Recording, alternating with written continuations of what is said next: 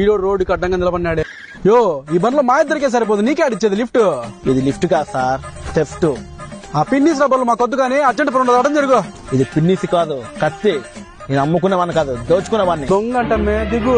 ఆ చేతిలో ఉన్న సెల్లు కొడు. ఫోన్ అంట బా. నీళ్ళేమే. ఆ జేబులో ఉన్న లెక్క కొడు. లెక్క అంట బా. నీళ్ళేమే. ఆ హ్యాండ్ బ్యాగ్ కూడా కొడు. బ్యాగ్ అంట బా. నీళ్ళేమే.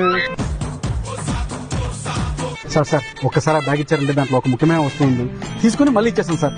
గోల్డ్ చైన్ ఏమైనా ఉందేమో, నేను బ్యాగ్ ఇయ్యాను. సార్ ప్లీజ్ సార్, ఆ వస్తువు తీసుకుని బ్యాగ్ మొత్తం మళ్ళీ మీకు ఇచ్చేస్తాను సార్. కథలో పడితే కడుపులో పడొచ్చా? అయితే అయ్యవా ఏంది బెదిరించండావే? ఇస్తావా అయ్యవా?